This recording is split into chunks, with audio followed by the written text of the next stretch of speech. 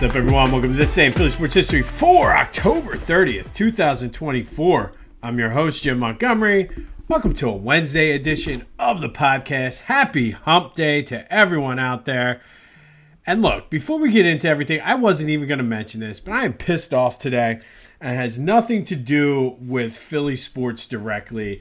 And this is somehow going to turn into a long rant, probably a ramble, but more of a vent session, maybe a job interview while I'm at it. But a little fireside chat here with Jimbo today. And I'm pissed off because I put a lot of work and effort into this podcast. And if you know anything about me, you know that I've been doing this now for over 3 years. But a lot of thought and effort went into creating this podcast. And if you're an OG member, you remember it started off, I had a weekly podcast, Back to the Future, where I kind of took a deeper dive. Started off with a what if premise, and I realized there were so many different ways, and then it grew into this day in Philly sports history. And even then, I realized that there was limitations with what you could do. Those early podcasts were like 2 to 5 minutes. It was like, boom, this is what happened today. Have a good day. And then I realized there was some overlap, and that's why you have a longer form daily podcast now. And Back to the Future, I kind of retired. I like the name. That's why we have the Back to the Future voice and text line. So anyway, all that to say, I don't have access to databases full of information and cataloged video clips and cataloged articles about this. Everything I put on here comes from my own research. And the only thing that I remotely found that resembled anything I was doing, there was a book published in the 2000s, I forget the exact day, but it was called This Day in Philadelphia Sports History, or This Day, whatever it was. It was something Philadelphia Sports, or This Day in Philadelphia Sports. And I'm like, all right, so I looked through it, and I use it still to this day as one of my research base. I have a spreadsheet that if you looked at it, you'd probably be like, ew, because of how just ideas just pop into my head and this, that, and the other. So everything I do is through my own sweat, hard work, whatever you want to call it. So I don't have a catalog of stuff from ESPN and Fox and CBS, NBC. So I don't have that. So imagine my surprise yesterday when I'm not going to mention this site's name because I don't think they deserve to get the credit right now. And I'm not besmirching them because I actually enjoy this site a lot. I read it. Sometimes I get some ideas from it, but for the most part, I get some news and I enjoy reading it. So imagine my surprise when a revamped newsletter or whatever I'm reading in my email, I see that they have This Day in Philly Sports History. Not Philadelphia sports, not anything else. This Day in Philly Sports History. Obviously, the font is different, this, that, the other. There was nothing. I did so much extensive research, nothing even remotely close to that anywhere. So, obviously, you're listening out there. You know who you are. You're listening. That's fine. Use my stuff. Now, I'm not saying yesterday was a one-off and the day before was also a one-off because it was World Series based. Everybody knew yesterday was the anniversary of the 2008 Phillies. Everybody knew because I saw it at multiple different places as well. It was Game 1 of the 2009 World Series. That I'm not saying you're stealing the actual content, but to use a heading and a section in your newsletter that is 100% mine without giving me credit for it is absolutely ridiculous. Like, I don't have, like my job isn't in the media, so I don't have those connections. So everything I've built here, I've built on my own. I've built this on my own. I've made the connections. I've gotten in and working now with the Philadelphia Sports Hall of Fame, which has opened up so many doors to me. Doors that, like, the 13-year-old in me, like 13-year-old Jim would have been like, oh my God, that's awesome. So I don't care that you're using my stuff. Please, just credit me. Like, I've made jokes before about Sheila Wacko doing the Tuesday whatever spotlight or whatever she does on trying to bring a positive spin to things. I do. I don't think she is. Maybe she is. I don't know. I joke around about that. I joke around about the midday show on WIP, always stealing my question of the day. I don't know if they do or not. I don't know. But this was 100% blatant, and there is nobody that's going to tell me that you did not get that idea from me. Which, again, I know this podcast is unique. I do this day, and I've evolved it to include sort of the state, and I say this all the time, the state of Philly sports. I like to do the fun things. We've done the nickname tournament. So if I see like the Ultimate Philly Sports Nickname Tournament or Lovable Losers or anything like that, then I know you're just stealing my shit. And again, use it. It is what it is. It's history. It happened. You can't do anything about it. Just give me the credit for it. Or better yet, contact me. I can help contribute. I'm looking to expand. I've made it perfectly clear. I'm transparent on here. That's my ultimate goal, is to turn this into something that is a segment either on the radio, TV, both. Your site would be perfect for this. I think this could be a good partnership. I have everything you need. And I think the difference is, for me, it's not just about the events in Philly sports history. And I'm kind of been working on some projects with the Hall of Fame that I can't talk about yet, but a lot of those projects I'm doing, I want to tell the story about the event, tell the story about the player or the team, whatever it is. So that's what I try to do here. It's not just like the Phillies won the World Series. Yesterday, I mentioned it in passing because I spent so much time on it during our Red October focus. That's why I didn't talk that much about that. But like today, we're going back to 1983, and I'm talking about an Eagles game. And what that's going to do, I'm telling the story behind that. Why am I talking about this? Not just, boom, this is what happened, here was the score. So again, I'm fine with you using my stuff. Just give me the credit. Send me some traffic that way too. Or better yet, like I said, and I will be reaching out to you today because I think there is I was pissed yesterday, I'm not going to lie. But I think there is a way for me to help contribute. I don't need to be on your payroll. Just give me the credit. Send some traffic this way. But like, I'm not mentioning the site right now because I was highly, highly irritated yesterday. Because like I said, I did so much research on the title of this podcast and what it was going to look like. And knowing that there was nothing out there other than a book. And there's this day, I've seen sites and I use them for research purposes as well. I also use Ray Didinger's Eagles Encyclopedia right here.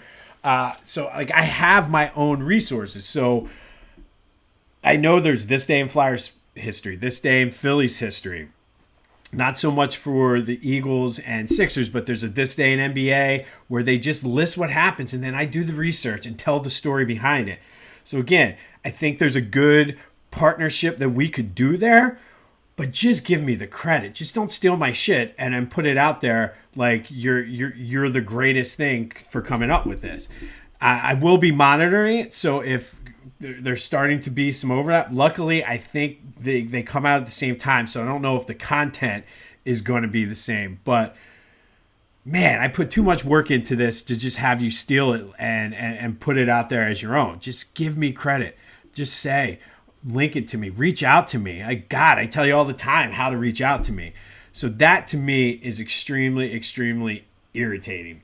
Thank you for listening to my TED Talk. I apologize for starting off a Wednesday like that, but man, just had to put that out there and vent. And it also is a good, because if we have some new listeners, it gives you the backstory about sort of what this is. And again, I don't have the Kelsey brothers. I don't have the Swifties. I don't have NFL money to back me. So I work full time. This is something I believe in. I believe in this concept. I believe that there's a market for this. It's something I enjoy doing. I have a journalism degree. So for said site, it's not like I'm some schmuck sitting in my mom's basement. I have a journalism degree from Temple. Just things didn't work out for whatever reason. But I have it. So it's not like I'm just some schlub off the street. I have a background in this. But I work full time. And it was a shot in the face to me.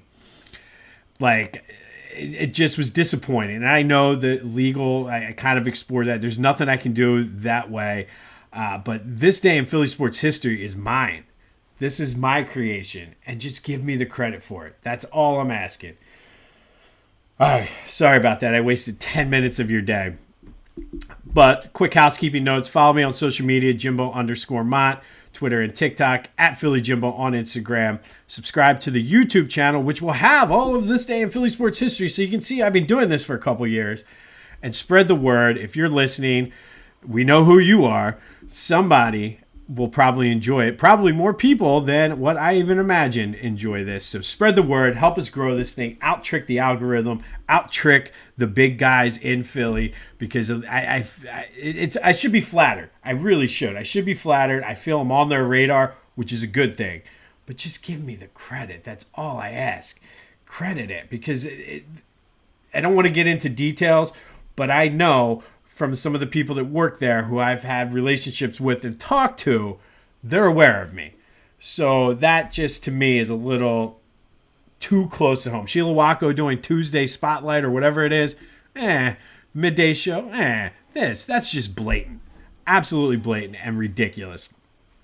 All right, recap. I completely forgot to go over yesterday's question of the day in all of our Eagles news and Eagles talk.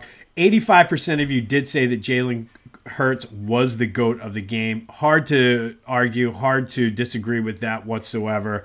Thank you, as always, for participating in the question of the day. Yesterday's question of the day, I asked you, have the Eagles turned the corner? And 75% of you said yes. Nobody said no. But there was quite a few people that wrote in or voted when they were on Twitter that said they need to see more. And I'm kind of in between the yes and need to see more. So I think they've turned the corner. The question now is going to be whether they can keep it consistent. I went over the schedule yesterday. Things seem to be lining up good for them. So we got that going for us. But thank you again for participating in the question of the day. There'll be another one here later in the show. Back to the Future voice and text line is 267-495-8531. Get that, anything else Philly sports related off of your chest, because it's a cleansing Wednesday. Let's call it that. Cleansing Wednesday. I got that off my chest. I feel better.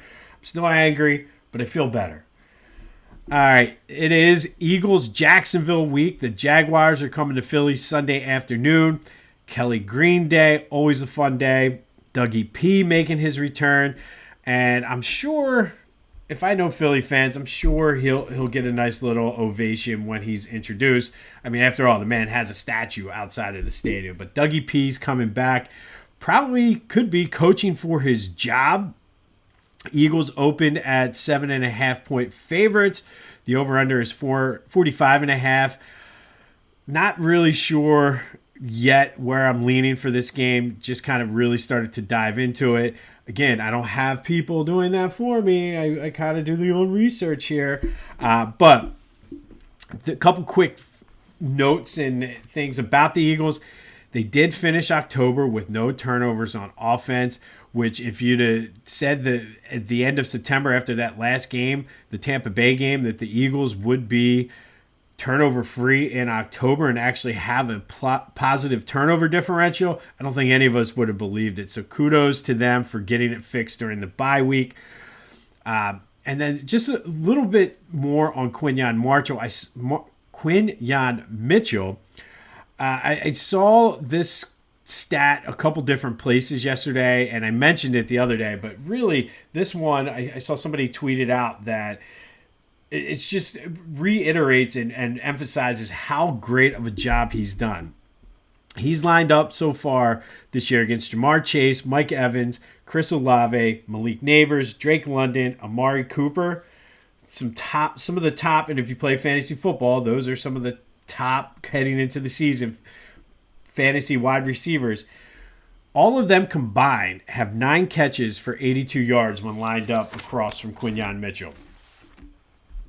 The dude has been outstanding, and like I said, I feel as though he's been going under the radar, mostly because you had the whole issues with Sirianni, the struggles of Hurts, and just the questions about the team, where he's gone under the radar. This dude has balled out and has had himself a great rookie season.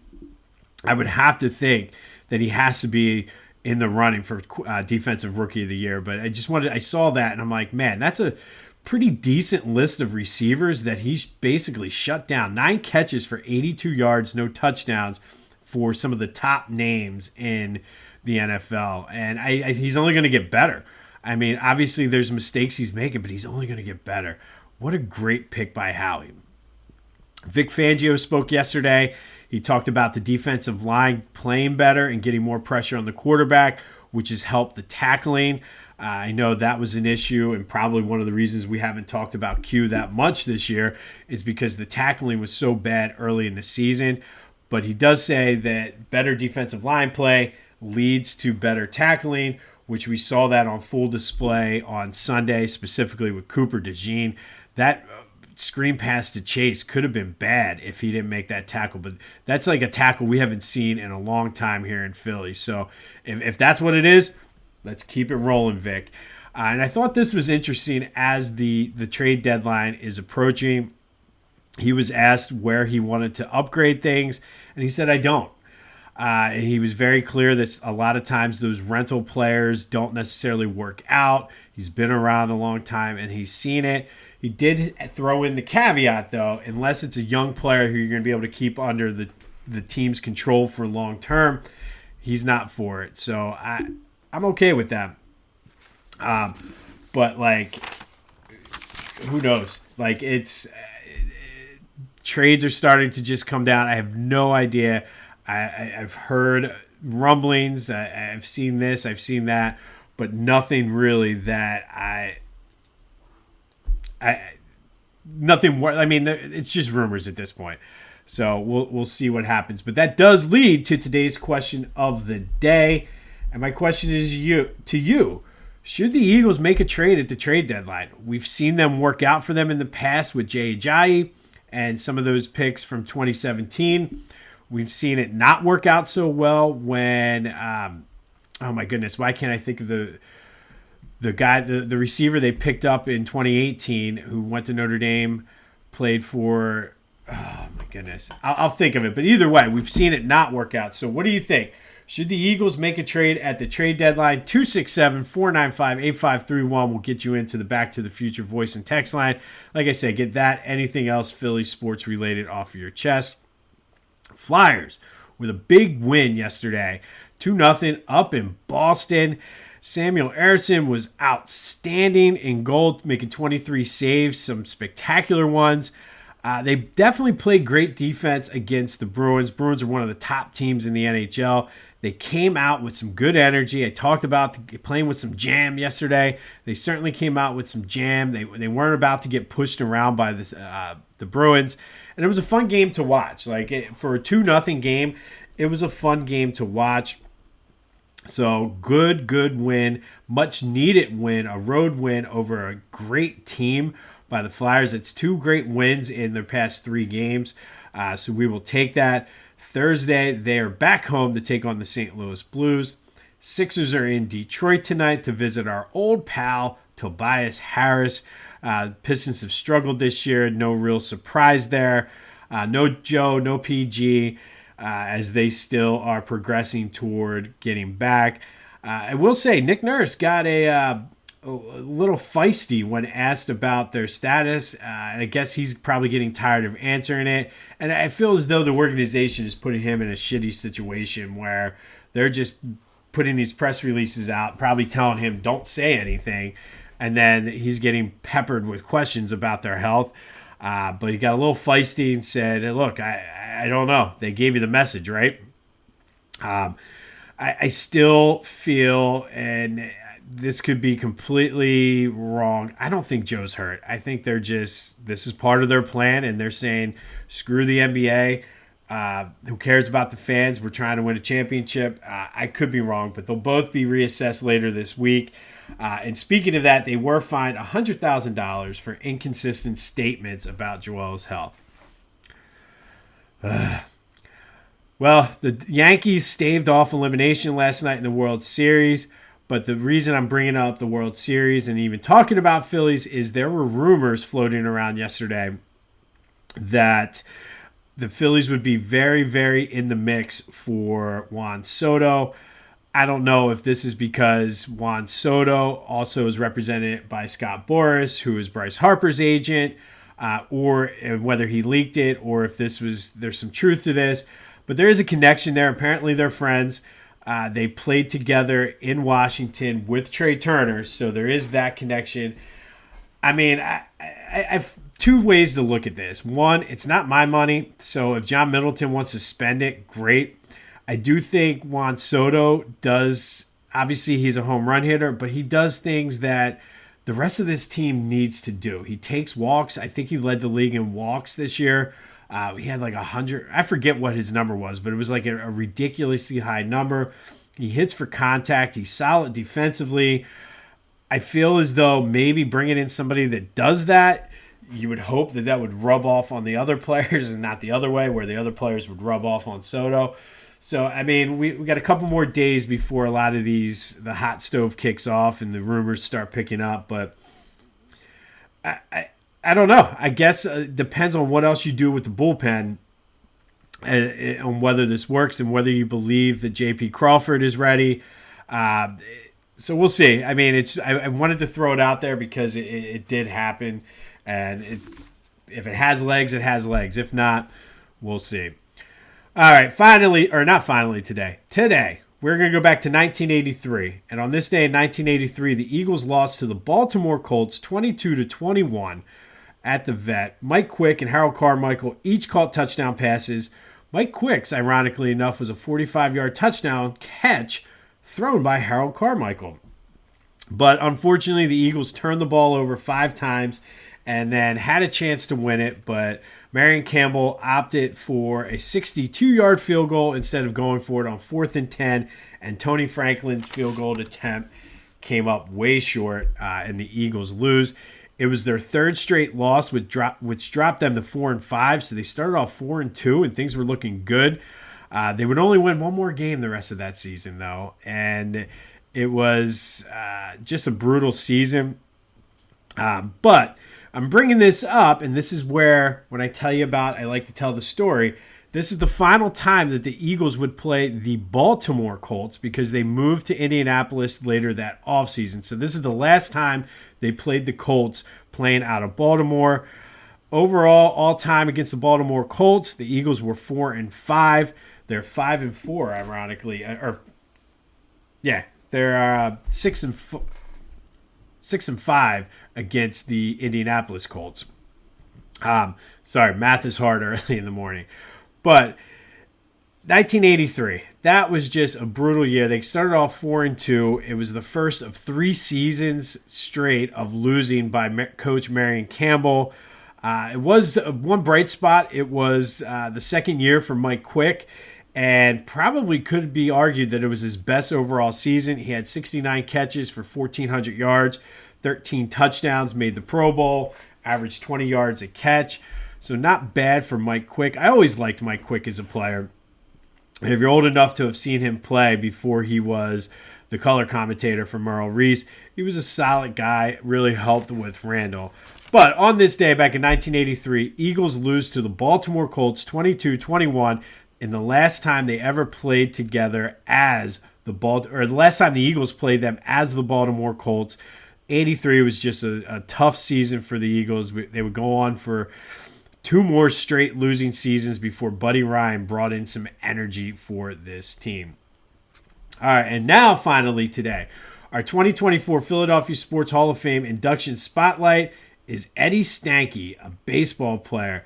So Eddie is a very interesting guy, and depending on how close you pay attention to some things, you might know the name Eddie Stanky.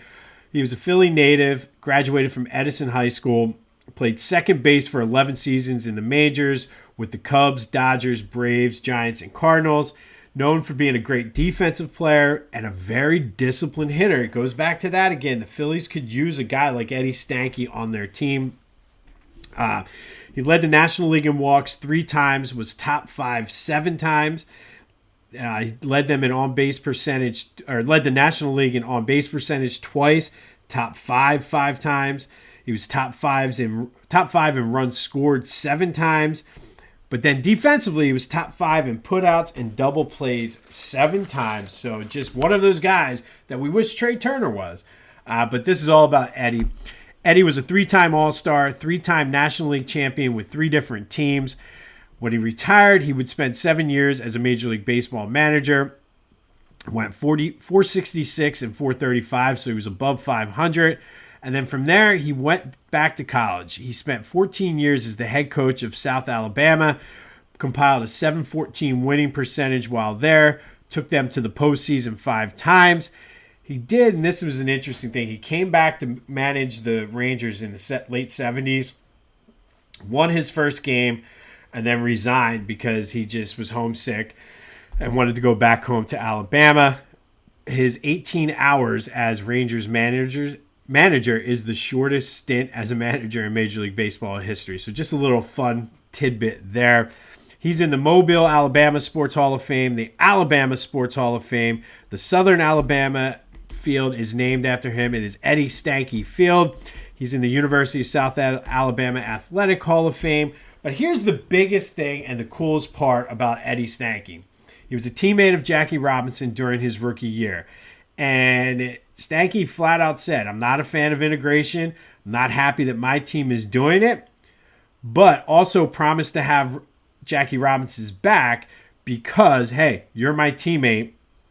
And if you watch the movie, you know, what am I supposed to do? So he is featured prominently in the movie 42, specifically when they're playing in Philly. He's the guy that was yelling at Ben Chapman, got up off the bench and walked over and started talking to him and arguing with him before the umpire told him to go back. But that is actually based on a true story. He didn't really say much until it got to the point where he did yell at Ben Chapman and tell him to knock it off, basically, probably not in those exact words. But he served as a mentor for Jackie Robinson. Jackie Robinson credits him for helping him transition to first base. Stanky was second base. That's where Robinson came up. They moved him to first base. But Stanky was very, very instrumental in that whole transition. And again, really stuck up for Jackie Robinson. Even though it went against, right or wrong, even though it went against his beliefs, stuck up for him because he was his teammate. And like I said, that is featured in the movie 42. So with all of those accolades, Eddie Stanky on November 7th will take his place among the all-time greats in Philadelphia sports when he is inducted into the 2024 Philadelphia Sports Hall of Fame induction class.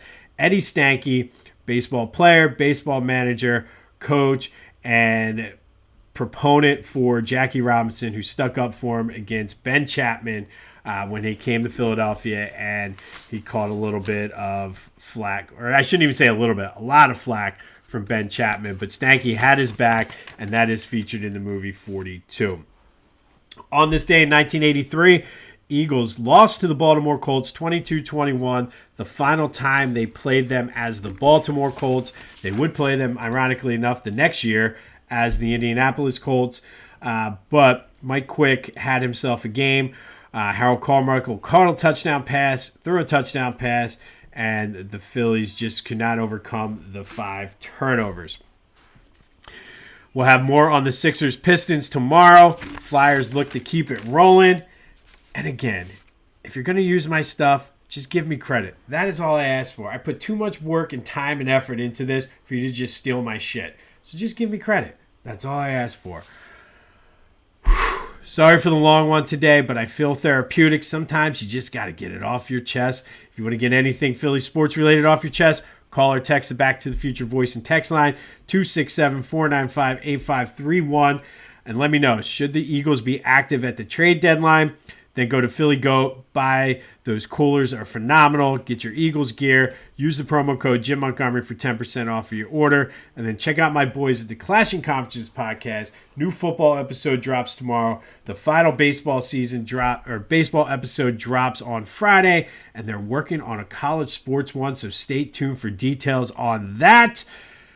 And with that, this has been This Day in Philly Sports History for October 30th, 2024. My name is Jim Montgomery. Go have yourselves a Wednesday. Happy Hump Day. And until next time, give me credit for my shit.